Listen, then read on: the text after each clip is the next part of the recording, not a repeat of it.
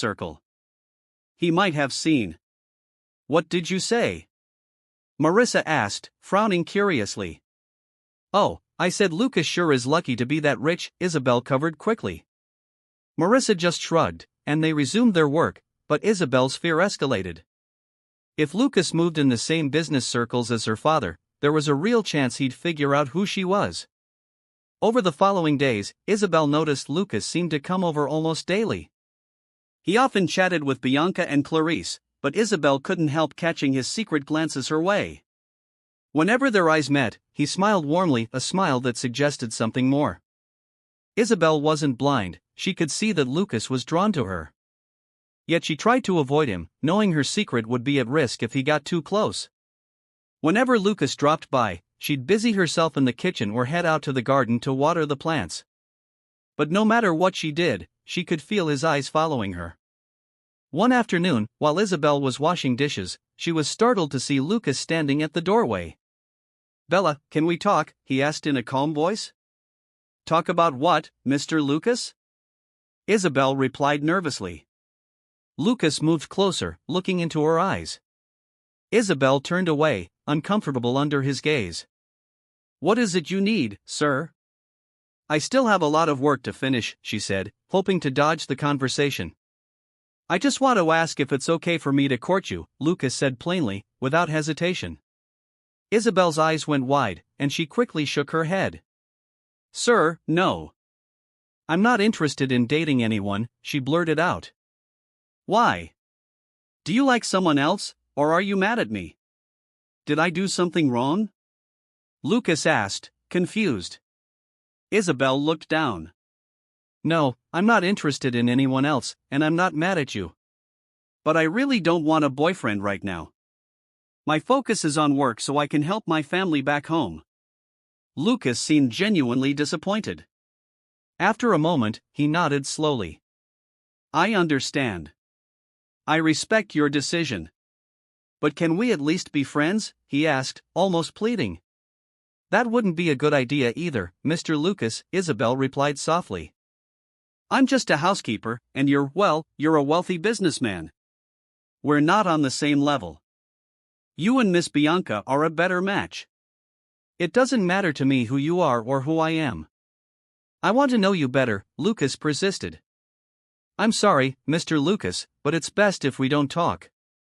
People might get the wrong idea, especially Miss Bianca," Isabelle said. Lucas fell silent, seemingly stung by her words. After a few moments, he nodded and walked away.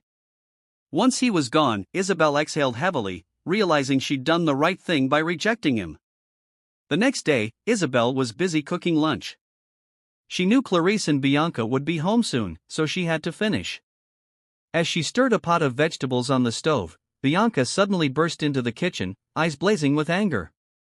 Before Isabelle could speak, Bianca slapped her hard across the face. Isabelle stood there stunned, with no idea why Bianca would do such a thing. "Ma'am, why? Why did you slap me?" Isabelle asked, confused. "You snake! You're seducing Lucas. He admitted he likes you, which means you must be flirting with him behind my back," Bianca shrieked, nearly hysterical. Bianca wasn't finished. She lunged at Isabelle, grabbing her hair and yanking violently. "Stop it, please. This isn't true."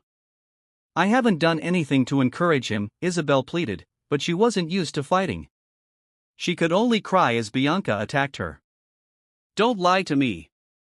I know you're scheming to steal him from me," Bianca screamed. Just then, Clarice walked in, shocked to see her daughter assaulting Isabelle. Bianca quickly ran to Clarice like a child tattling. "Mom, Isabelle is flirting with Lucas. He told me he has feelings for her. I know she did something to make him like her." "She's a shameless," Bianca ranted.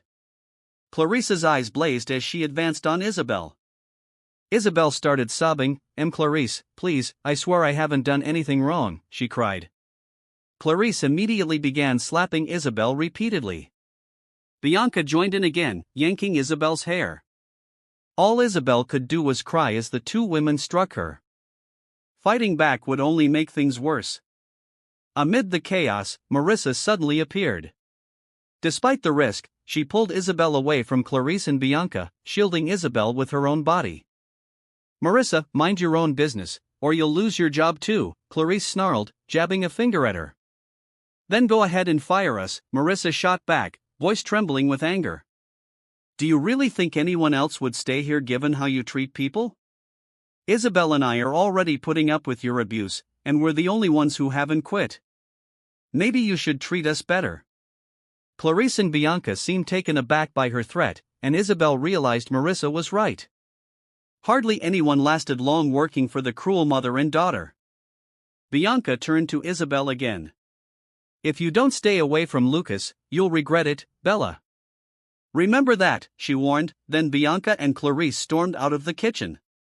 When they were finally gone, Isabelle collapsed into Marissa's arms, sobbing. "Marissa, I didn't do anything wrong. I promise," she choked out between tears. "I know, Isabelle, I know," Marissa whispered, hugging her tightly. As Isabelle cried in Marissa's embrace, she realized this was exactly what Marissa had warned her about. Clarice and Bianca were quick to hurt people, even if they weren't sure any real offense had occurred. That night, in the maid's room, Isabelle and Marissa were folding their clothes. They left the door open to let in some air, as it was uncomfortably warm. Isabelle sat quietly, replaying the afternoon's events in her mind. Marissa noticed her silence and spoke up. "Isabelle, I know you're still thinking about what happened, but don't dwell on it. It's not your fault. Lucas likes you. You're beautiful and kind." "Of course he'd notice," Marissa said, trying to reassure her. "Marissa, I really never intended to disrupt Bianca's life. All I wanted was to do my job," Isabelle said sadly. "I know. Just ignore her. She's angry because she knows you've done nothing wrong. Cheer up. Let's change the subject. By the way, what's your dream?" Marissa asked, looking at Isabelle expectantly. Isabelle paused. She wasn't used to talking about her personal aspirations. After a moment, she answered softly, "I want to be a pianist. I've dreamed of performing in front of a huge audience since I was little. My mom taught me how to play the piano." "That's a wonderful dream," Marissa replied. "I'm sure one day you'll make it come true." Before Isabelle could respond, they heard a mocking laugh by the doorway. They turned and saw Bianca standing there, a sneer on her face. "Well, aren't you ambitious, Bella? Are you sure you really know how to play the piano, or is this just one of your delusions?" Bianca taunted. "I do know how to play. My mother taught me," Isabelle insisted. "I don't believe you.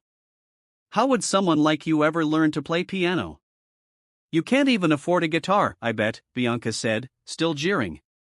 "Miss Bianca," Marissa interjected, "just because people are poor doesn't mean they can't learn things that rich folks do. If Bella says she can play the piano, maybe you should believe her." Bianca snorted. "You poor people are all such dreamers. The two of you belong together, both hopeless." She rolled her eyes and left. Once Bianca was gone, Isabelle let out a heavy sigh. The insult stung, but she tried to remain strong. Marissa gently patted her on the shoulder. "Don't let her get to you, Isabelle. It doesn't matter what she thinks. What matters is that you believe in yourself. I believe in you too." "I know you'll be a great pianist someday," Marissa said, giving Isabelle a warm smile.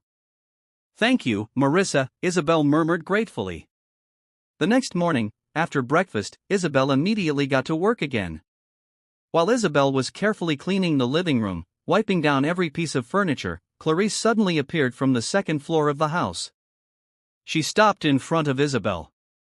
"Bella, I need to tell you something," Clarice said. Isabelle paused her work. "Yes, ma'am, what is it?" she asked.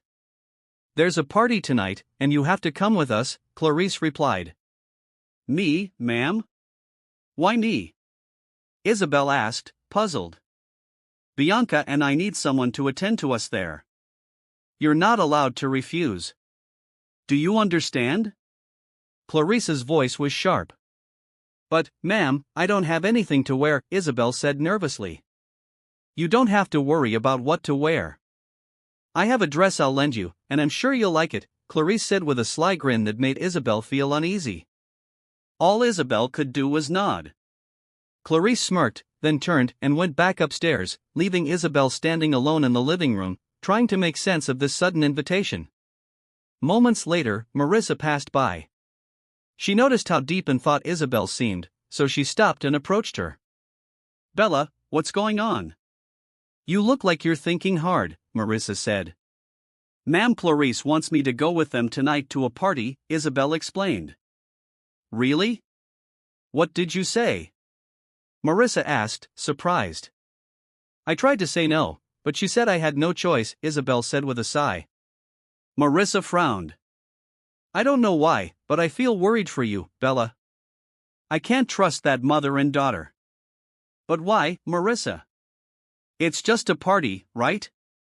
Isabelle asked, puzzled. I don't know. Just be careful, okay?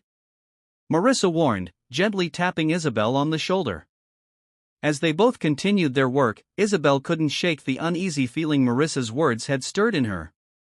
Something about this simple invitation made her wonder if trouble was coming. That night, when evening arrived, Isabelle busied herself getting ready, awaiting Clarice's call. As she was brushing her hair, Clarice knocked on the maid's room door and walked in without waiting for an invitation. Bella, here's what you'll wear tonight, Clarice announced, handing her a violet gown. Isabelle inspected the dress and immediately noticed its odd style, large, puffy sleeves and a bodice that seemed too big for her. Apart from its bright violet color, it looked old and out of fashion. Isabelle grimaced slightly as she held it. Ma'am Clarice, maybe you have another gown you can lend me? Isabelle ventured politely. You're so picky, Bella. Be thankful I'm giving you something to wear to the party, Clarice rolled her eyes. Isabelle bowed her head.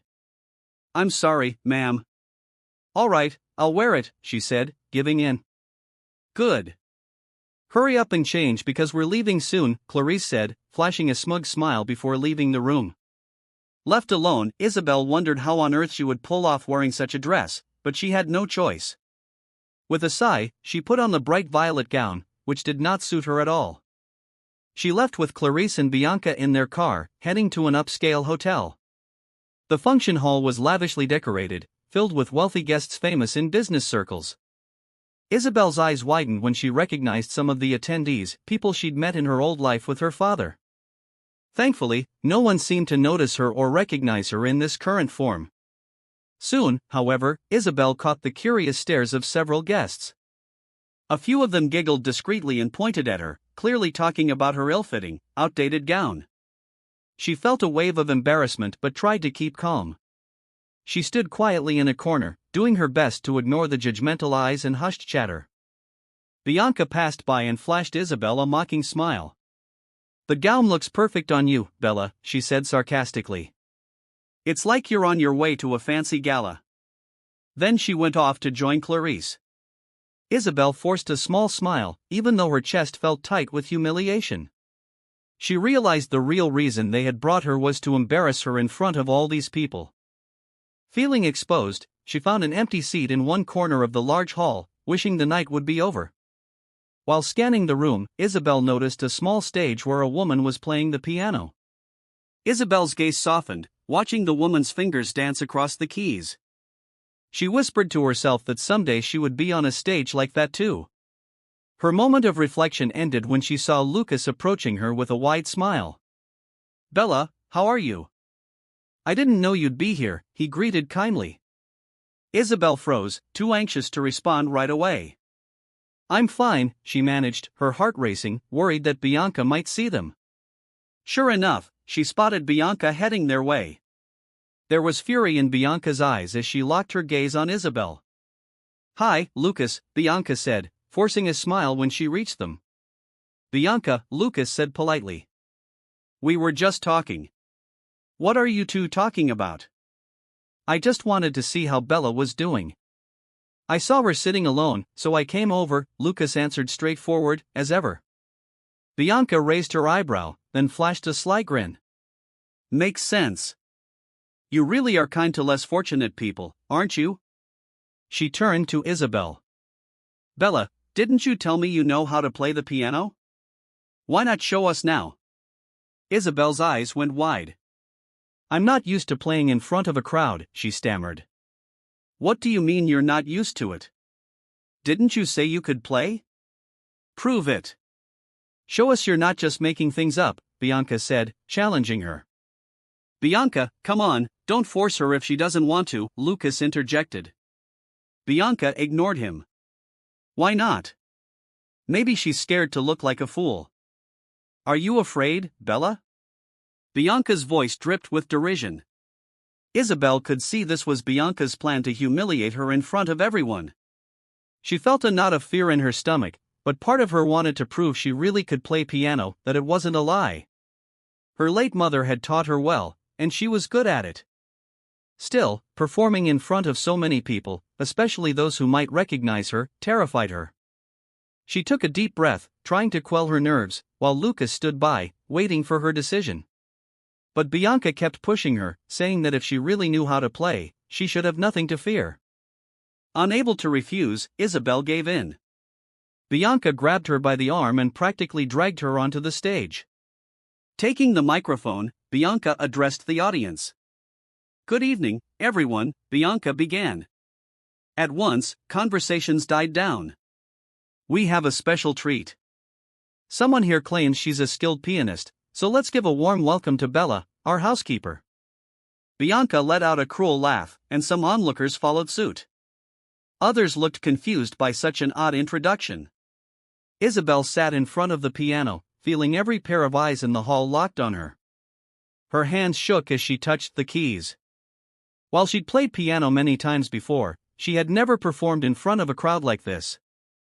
Taking another deep breath, she began to play Clair de Lune by Claude Debussy, the same piece her mother had taught her long ago and the one she used to play in their mansion. As the first notes rang out, the atmosphere in the function hall changed. The mocking giggles gave way to silence as everyone listened to the melody Isabelle coaxed from the piano. She poured her emotions into each passage, conveying tenderness, sorrow, and hope. Many in the audience closed their eyes, absorbing every note. While others gazed in silent admiration, Bianca's expression shifted too. Her smug smile was replaced by shock. She'd had no idea Isabelle could play that well. In the midst of Isabelle's performance, hushed conversations rippled through the audience. She's amazing, one man murmured. Doesn't she look like Rob Sanders' daughter? Another woman remarked. Yes, exactly. She does look like Mr. Robert Sanders' daughter, someone else confirmed. Isabelle heard snippets of the whispers and felt a spike of fear. She tried to block out the voices, pushing herself to continue the piece, but then everything stilled.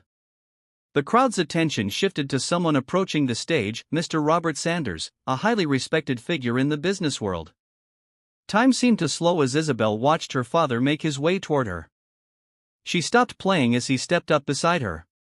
Isabelle, so this is where you've been, Mr. Robert said, tears glistening in his eyes. Dad, Isabelle blurted, startled. In that moment, everyone in the function hall stood up, bowing in deference to Mr. Robert and Isabelle. Some even bent a knee, knowing how powerful and influential the Sanders family was. From her spot at the side of the stage, Bianca looked completely stunned, fear and confusion evident on her face. Mr. Robert gazed at Isabelle, his eyes brimming with emotion.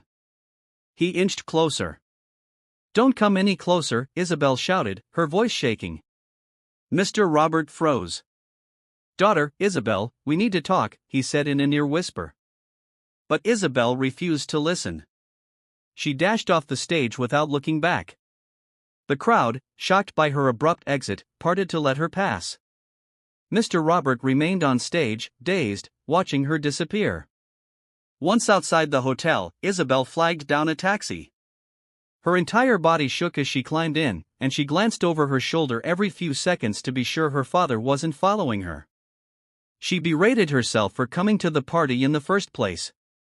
When the taxi pulled up in front of Clarissa's home, Isabelle jumped out, paid the driver, and practically sprinted through the gate. She headed straight for the maid's room. Upon bursting in, she startled Marissa, who had been resting. Marissa got up at once. Isabelle, why are you back so early? Is the party over already? Marissa asked, confused. Isabelle didn't answer. Instead, she flung her arms around Marissa and let the tears she'd been holding back flow freely. Isabelle, what happened? Why are you crying? Marissa asked, alarmed, stroking Isabelle's back in an effort to calm her. But Isabelle remained silent, sobbing in Marissa's arms. After a few moments, when she had settled slightly, she sat on the edge of the bed, Marissa's hand clasping hers. Marissa didn't speak, sensing that Isabelle needed time to gather her thoughts. Minutes later, they heard the sound of a car outside, followed by urgent footsteps. The door suddenly flew open. Bella!